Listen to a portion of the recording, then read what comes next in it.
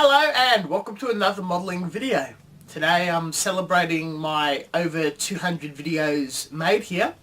That's happened a week ago with the Model Expo review that needed to be uploaded first.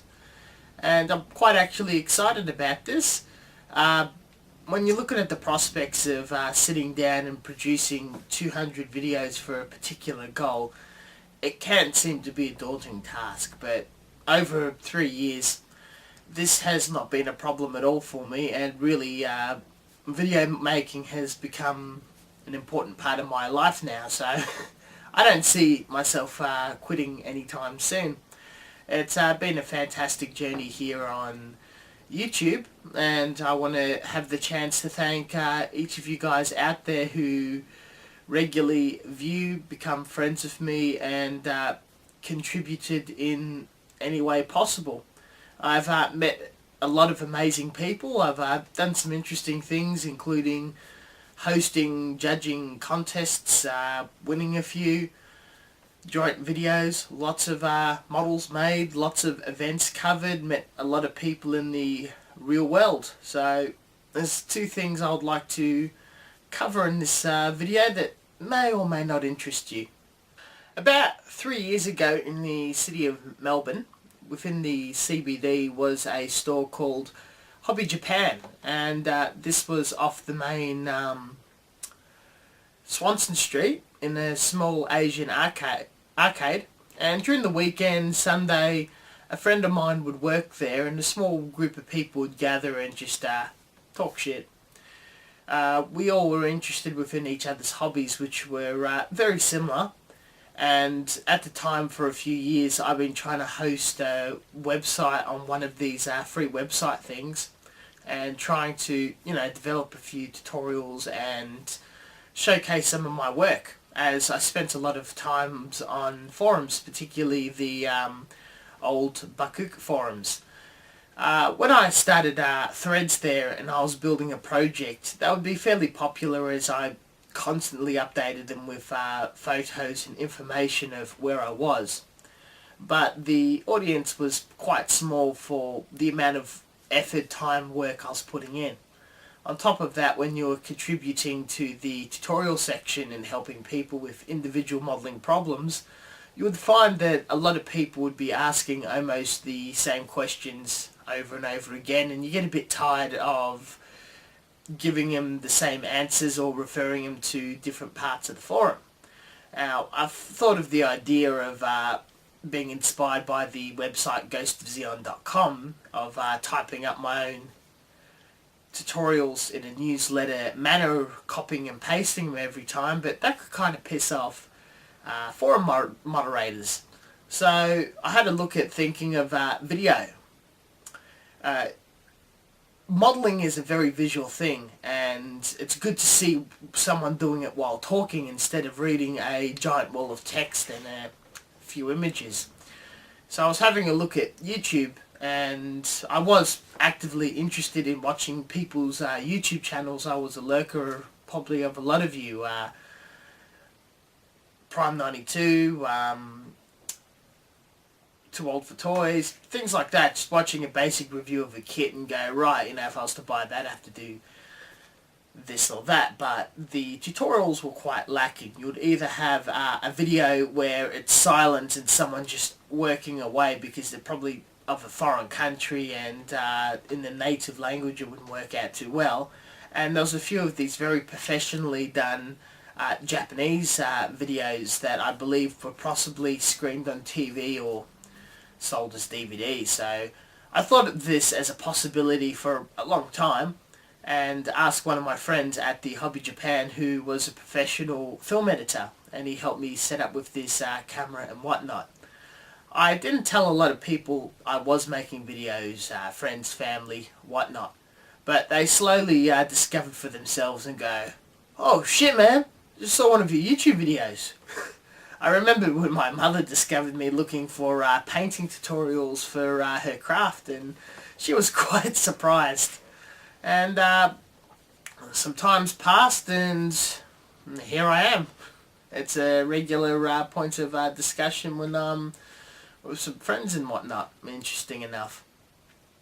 A bit of information you guys might find interesting. I was very self-conscious of talking to the camera in the household, so normally I'll be making these videos when no one's home. When I do a lot of shift work, night shift, I do different hours to other people in the family, including work on weekends, so there's many opportunities when the household's all to myself, and I must admit, even around my loved ones, sitting and talking in front of a camera is a tad weird. I don't know if I fear they're being critical or not. Except for when I'm just working away and I got the camera running and I edit and dub it later, I don't give a shit who's around. But I've always been very self-conscious of just talking in front of a camera, and funnily enough, to this day, even though I'm feel more comfortable in front of one, I still don't do it when people are actively around the house. I at least wait until they go to sleep or something. I don't know if that's still considered to be silly or not. Now, I get asked a lot of questions of how do you get successful as a modeler, reviewer, whatnot on YouTube. Now, I'm not too sure why I'm receiving these questions, as I don't think I've gotten that far compared to a lot of more successful individuals, but I'm going to try to answer this question to the best of my ability and how I got as far as I did. When you're taking an interest of building kits, reviewing kits, of course there's a way that you're going to want to do it and you're inspired by others. The absolute best advice I can give you is clear camera quality or still pictures with a clear commentary. Sometimes music, just showing a kit or showing pictures of a kit with music doesn't make it as authentic. There's a lot of questions people have, they want to hear more about it. Also the difficulty of finding copyright-free music or producing your own music, which could be a problem down the road if you ever wish to gain partnership or monetization, which is a nice thing. Clear voice. Do your research when you're reviewing a kit. Probably just have a quick look on a few wikis or whatnot about if you want to talk about the history and the relation of the prescribed material the model is from, or toy. When the actual review of the physical attributes, doing a roll call of the colours and spending 5 minutes playing with the articulation, just saying, you know, the arm can move like this, is incredibly boring, and there's already a ton of people out there doing that. It's possibly looking at more unique ways of presenting something, showing all of its abilities, how flexible, how posable accessories, without doing it in a very drony, uniform manner where you go step by step of doing some sort of psychoanalysis of a toy or model kit. Taking something like that way too seriously can make you look a bit strange. There's a few people that I've watched over the years have done interesting things, such as taking stills of a kit or a toy in many natural positions while talking about it, or just having a little fun or jokes or playing around while talking about a toy. Robot Adventures is a fantastic at that.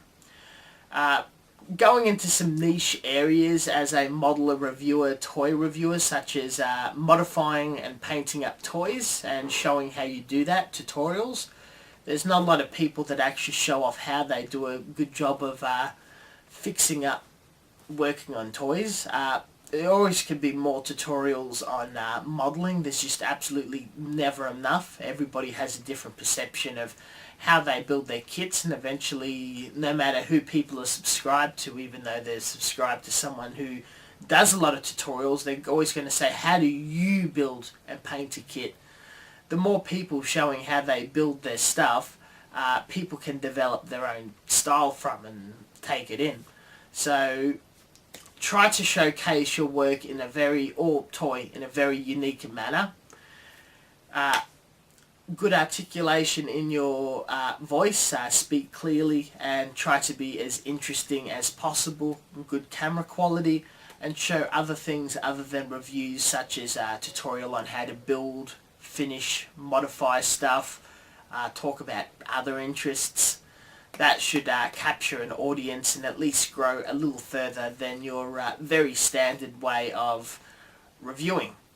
I hope this gives you a little more suggestions, and the biggest suggestion I can give you to be favoured by YouTube is stay away from copyrighted imagery, video and audio or music. So as cool as it might having a 1 minute intro of stock clips from a Gundam series with some sort of rock music or an anime song or whatever and some sound effects, that can first alienate some people of a long intro, and B, you'll not necessarily get far in placements on YouTube rankings and becoming a partner or getting monetization.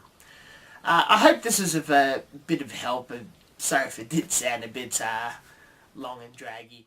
Last but not least, before I leave you guys, I'd like to also announce that I've started a second YouTube channel not long ago and started pumping out some videos only for you out there that are interested. I'm not going to force or bully anyone into subscribing, as the content is very different to the sort of semi-formal and polite manner that I do the Wakana Man. The new channel's the PhD Man-Child. They're very quick 2-3 minute videos. They're a bit dirtier and rougher. I review things such as anime, alcohol, and little politics talks, things on my mind. It can get a bit dirty, some swear words, whatnot, so definitely not there for the children, but I know most people here is fairly mature. So if you feel like it, have a look at it. If anime and alcohol's your type of thing, mostly anime. If not, I'm not going to hold a grudge against anyone. I'll like to see how far things get with just switching on a camera and talking a little shit. Thank you very much, guys, for watching, and I'll see you next time.